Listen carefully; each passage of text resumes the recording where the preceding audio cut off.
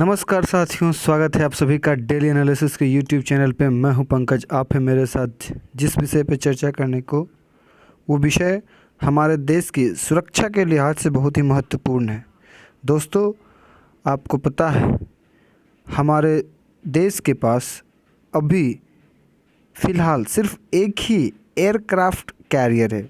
ये aircraft carrier क्या होता है दोस्तों? एयरक्राफ्ट कैरियर वो शिप होते हैं जो एक तैरता हुआ एयरपोर्ट होता है, जिसके ऊपर दर्जनों से ज़्यादा फाइटर जेट उसके ऊपर टेक ऑफ टेक ऑन, उसके ऊपर डॉकिंग की सुविधा, प्रॉपर हैंगरिंग की सुविधा, उसकी जितने भी सारी सर्विसिंग होती है, सारी चीज़ों की फैसिलिटी उसके अंदर रहती है। तो हम एक तरह से बोल सकते हैं कि जो एयरक्राफ्ट कैरियर होता है, ये वो पानी में तैरता हुआ एक एयरपोर्ट होता है। तो हमारे देश के पास फ़िलहाल अभी तक ऑपरेशनल एयरक्राफ्ट कैरियर सिर्फ एक ही था, जो कि आईएनएस विक्रमादित्य था। आप लोगों ने आईएनएस विक्रमादित्य के बारे में बहुत सारी गाथा सुनी होगी।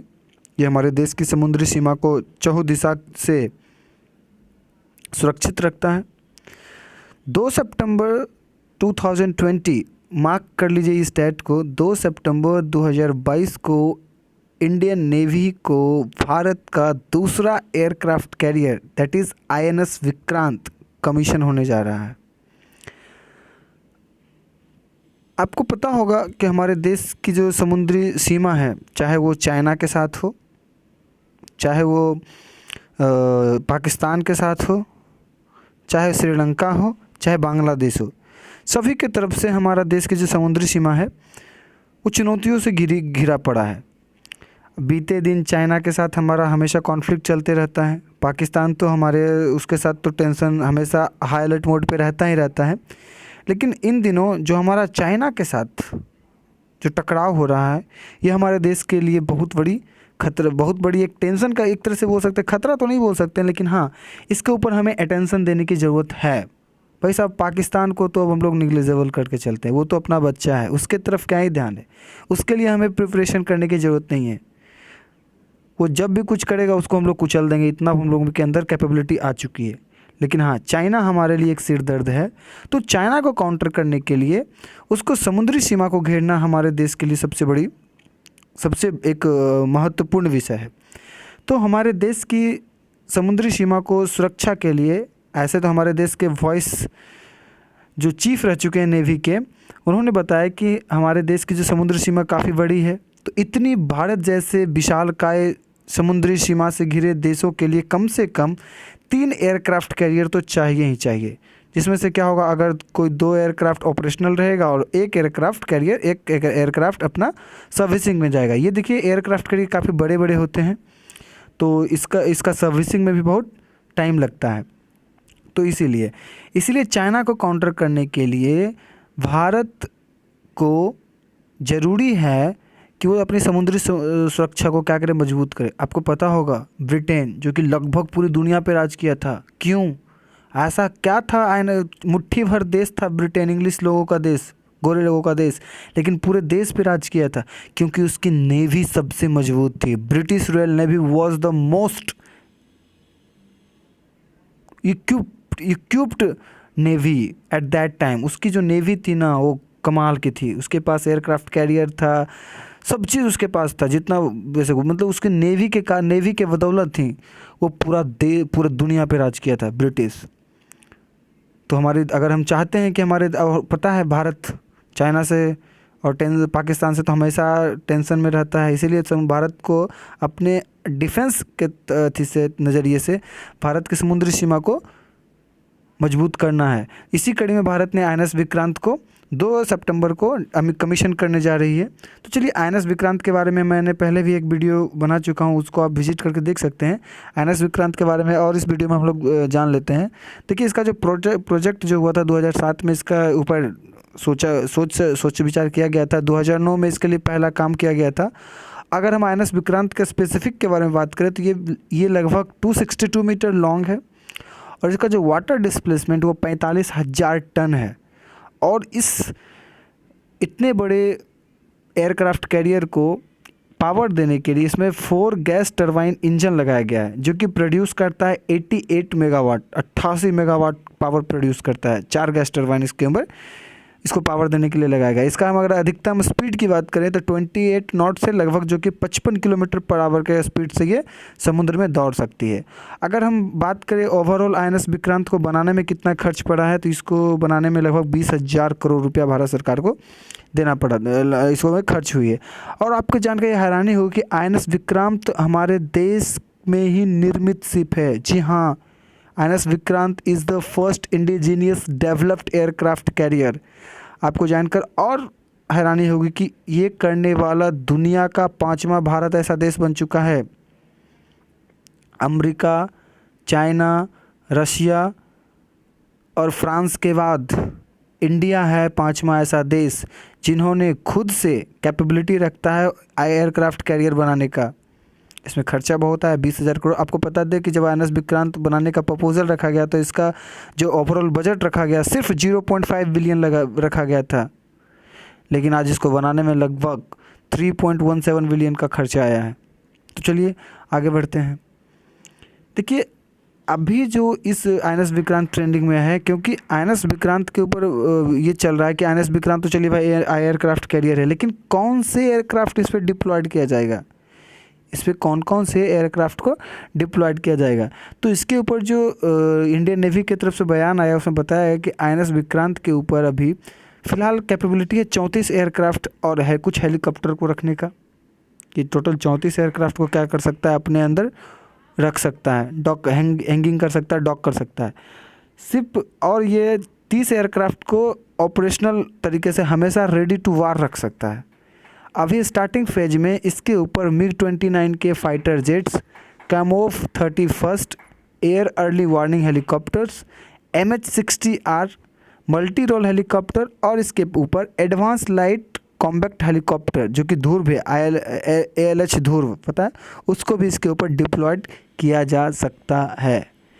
IAC is equipped with a skew jump for launching aircraft. देखिए, जो हमारा INS विक्रांत है वो स्क्यू जंप सिस्टम है। स्क्यू जंप क्या होता है ना, कि जहाँ से एयरक्राफ्ट कैरियर जब उनका ये होता है टेक ऑफ करते हैं तो उस तरीके से क्या कर दिया जाता है, उसको थोड़ा सा ऊपर की ओर उभार दिया जाता है ताकि एयरक्राफ्ट कैरियर आसानी से क्या कर सके, वो उड़ सके, उसको टेक ऑफ करने में क्या हो, आसानी हो।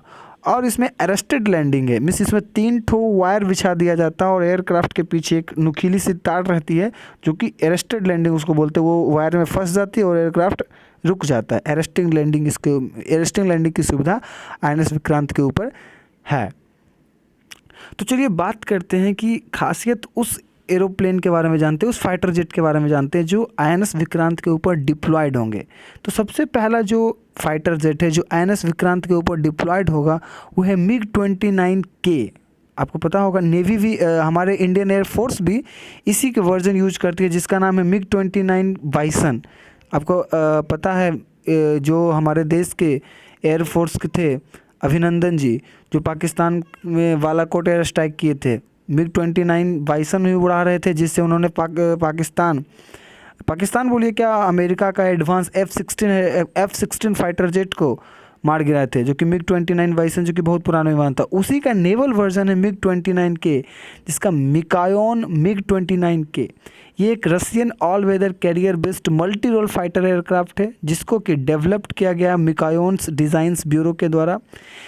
इसका जो डेवलप्ड हुआ था वो 1980 में हुआ था। उस समय रसिया नहीं था, उस समय USSR था, सोवियत संघ था रसिया, सोवियत संघ जो कि 15 देशों में टूटा है।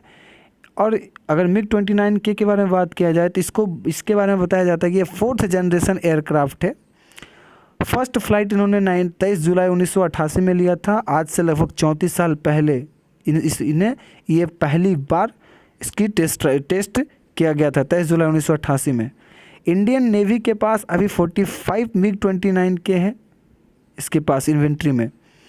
दूसरा जो इसकी जो यूनिट कॉस्ट आती है MiG-29K की लगभग 16 मिलियन US डॉलर आता है, मीन्स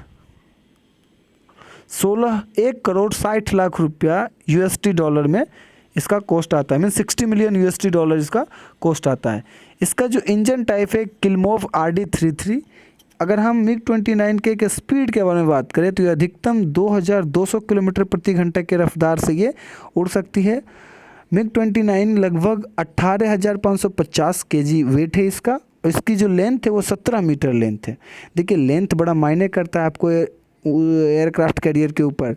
जो जितना छोटा शिप एयरक्राफ्ट कैरियर रहेगा उतने ज़्यादा एयरक्राफ्ट को क्या कर सकते हैं आप उसके ऊपर रख सकते हैं। अगर MiG-29 के बारे में बात करें तो अगर एक बार इसमें फ्यूलिंग कर दिया जाता है तो ये 2000 किलोमीटर तक आसानी से ये उड़ सकता है। आगे बात करें जो INS विक्रांत के ऊपर डिप्लॉयड होगा वो है केमोव KA-31 हेलीकॉप्टर। ये भी हेलीकॉप्टर रसिया के द्वारा निर्मित हेलीकॉप्टर है और ये बेसिकली सर्विलांस के रूप में काम किया जाता है। अभी KMOV-31 जो है एक मिलिट्री हेलीकॉप्टर है। इसका ओरिजिनली डेवलप्ड जो किया गया था वो सोवियत संघ के द्वारा किया गया था, जो भी फिलहाल रसिया कहलाता है। आपको पता है सोवियत संघ 15 देशों में टूट गया है, लेकिन इसका मेजोरिटी जो पार्ट है वो सोवियत संघ बेसिकली रसिया के नाम से जाना जाता है। और ये KA-31 लगभग चाइना, रसिया और इंडिया ये तीनों के नेवी में ये क्या कर रहा है, अपनी सेवा प्रदान कर रहा है। इंडिया के पास लगभग 14 KA-31A चॉपर है और ये लगभग 10 और प्लानिंग कर रही है भारत सरकार की 10 और KA-31 हेलीकॉप्टर को खरीदा जाए सोवियत संघ से, ताकि उसको INS विक्रांत और 6 अलग अलग जो हमारे पास छोटे छोटे शिप है उसके ऊपर इसको डिप्लॉयड किया जाएगा। इसका जो स्पीड है वो लगभग 205 किलोमीटर प्रति घंटा के रफ्तार से इसका स्पीड है। और इसका जो रेंज है, मतलब हेलीकॉप्टर का तो रेंज काफ़ी कम होता है, लेकिन फिर भी ये KA-31 हेलीकॉप्टर जो है एक बेसिकली ये नेविगेशन के रूप में काम किया जाता है। इसके ऊपर निगरानी के लिए इसका काम किया जाता है, इसीलिए इसका रेंज लगभग 600 किलोमीटर है, जो कि काफ़ी हेलीकॉप्टर के लिहाज से काफ़ी ज़्यादा है। दूसरा जो है SH-30, जिसको कि इंडिया में MH-60R के नाम से बेचा जा रहा है, सिक्रोशा SH-60 MH-60R सिहोका। देखिए it is a twin turbo shaft engine. इसके अंदर जो इंजन लगा हुआ है ट्विन टर्बो सैफ्ट इंजन है और ये जो है multi mission United state navy helicopter. ये बेसिकली जो MH-60R हेलीकॉप्टर है वो यूनाइटेड स्टेट ऑफ अमेरिका में निर्मित हेलीकॉप्टर है और इसका उपयोग जो यूनाइटेड स्टेट के जो आर्मी है UH-60 ब्लैक हॉक, आप नाम सुने होंगे, ब्लैक हॉक नाम का एक हेलीकॉप्टर है जो कि यूनाइटेड स्टेट ऑफ अमेरिका के जो आर्मी है उसको यूज करती है, उसी का ये नेवल वर्जन है MH-60R। ये इसका जो सबसे बड़ा सिग्निफिकेंट है, भारत सरकार जो MH-60R खरीद रही है, इसका सबसे बड़ा रीज़न ये है कि इसके जो विंग्स, इसका जो रोटर है, रोटर ब्लेड जो कि काफ़ी चौड़े होते हैं वो फोल्डेबल है रोटर ब्लेड, और इसका पीछे का जो विंग स्पेन है इसको रिड्यूस कर सकता है। इसका जो रोटर है ये फोल्ड हो सकता है, जिसके कारण क्या होता है कि इसको हैंग करने में बहुत आसानी होती है। इसको आराम से हेलीकॉप्टर को एयरक्राफ्ट कैरियर के ऊपर, ज़्यादा नंबर ऑफ़ एयरक्राफ्ट कैरियर को क्या कर सकते हैं, लोग डॉक कर सकते हैं।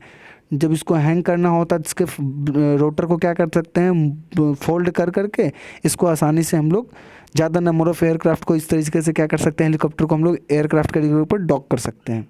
यही सबसे बड़ी खासियत इसकी है, जिसके कारण आज इंडिया के पास ये हेलीकॉप्टर खरीदा गया है। इसका जो रेंज है, इसका रेंज लगभग 704 किलोमीटर है। ये अपना फर्स्ट फ्लाइट जो किया था वो 12 दिसंबर 1979 में किया था। इसका जो मैन्युफैक्चरिंग प्लांट है वो सिक्रोशा एयरक्राफ्ट के द्वारा किया जाता है। MH-20 अभी भारत के पास फ़िलहाल 24 MH-60R हेलीकॉप्टर हैं।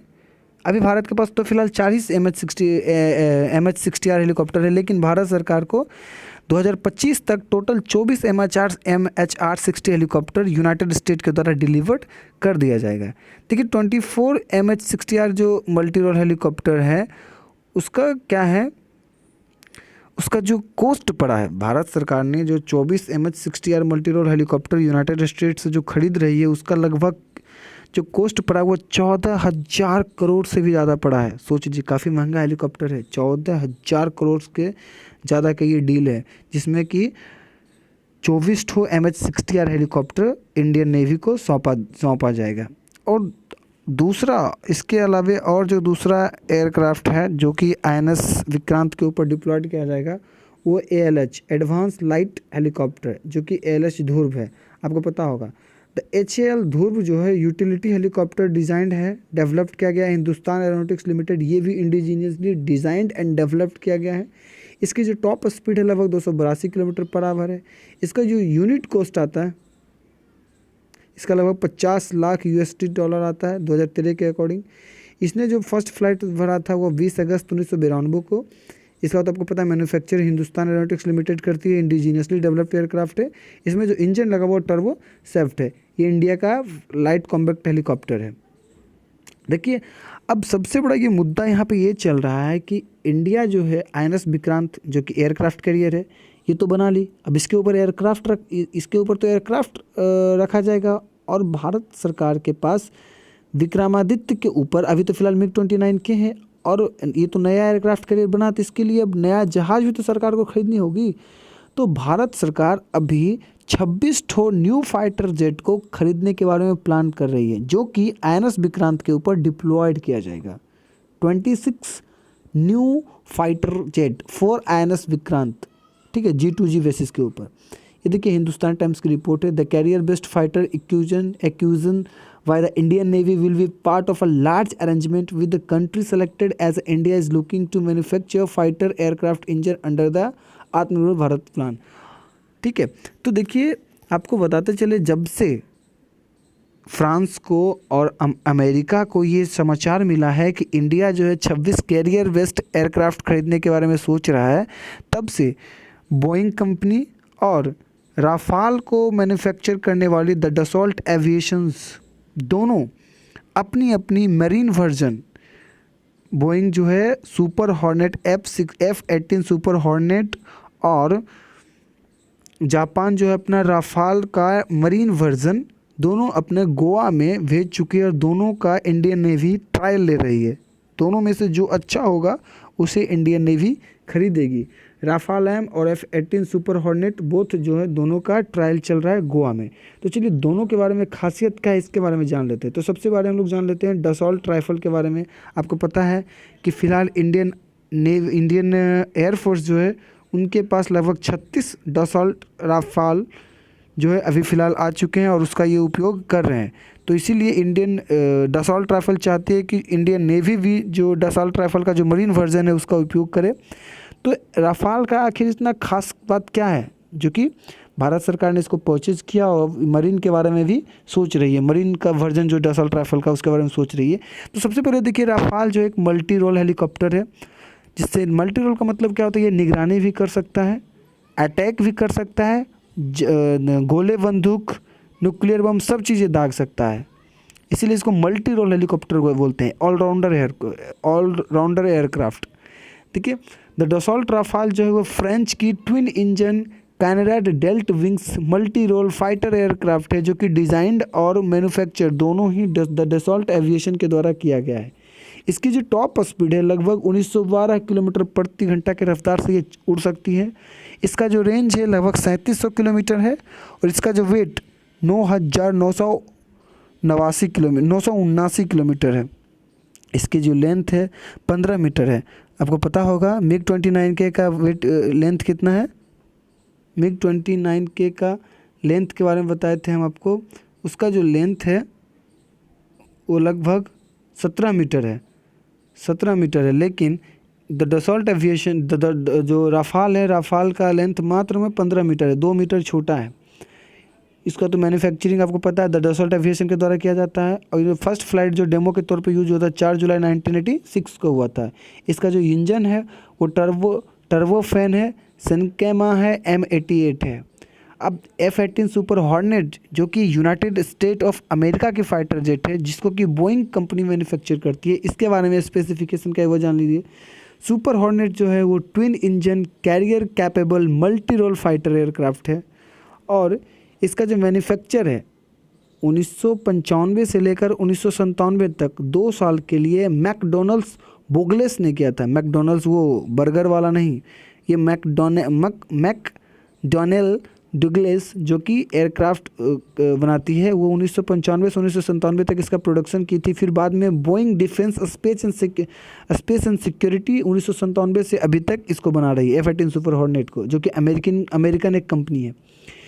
इसका जो करंट प्राइस है 66.9 मिलियन US डॉलर है। हॉर्नेट एक सुपरसोनिक एयरक्राफ्ट है जिसका क्या स्पीड जो है वो 1.8 मैक है। मतलब 1.8 मैक का मतलब ये आवाज़ के गति के, अगर आवाज़ के गति से इसका कंपैरिजन किया जाए तो ये आवाज़ के गति के लगभग 1.8 गुना ज़्यादा स्पीड से ये चल सकती है। इसका जो स्पीड है वो लगभग 1190 मीटर पर आवर है। सोच लीजिए, ये 1.8 मैक के स्पीड से ये चलता है। इसका जो रेंज है वो 3330 किलोमीटर है। आशा करता हूँ, तो देखिए अब हमारे जो नेवी है उसका तो ट्रायल गोवा में ले रही है, राफाल का जो मरीन वर्जन है उसका भी, और F-18 सुपर हॉर्नेट का इसका भी। आपको पता है F-18 सुपर हॉर्नेट को वो काफ़ी सारी जो कंट्री है वो इसको यूज करती है। कतर एयरवेज, जो कतर की जो कंट्री है उसको भी वो भी इसको ऑन करती है। उसके जो कतर की जो नेवी है वो भी सुपर हॉर्नेट को ऑन करती है, उसको यूज़ करती है। देखिए हमारे इंडियन नेवी को जो पसंद आएगा वो हमारे भारत सरकार लेगी। देखते हैं अब हमारे भारत सरकार कौन सी कंपनी को अप्रोच करती है, कौन सी कंपनी आके हमारे देश में अपना प्रोडक्शन हाउस खोलती है और मेक इन इंडिया के तहत अपने एयरक्राफ्ट को बना करके भारत सरकार को सौंपती है। तो आशा करता हूँ आपको ये सेशन अच्छा लगा होगा। ये सेशन अच्छा लगा तो हमारे वीडियो को लाइक करें, अपने दोस्तों के साथ शेयर करें और चैनल को सब्सक्राइब जरूर से ज़रूर करें। धन्यवाद।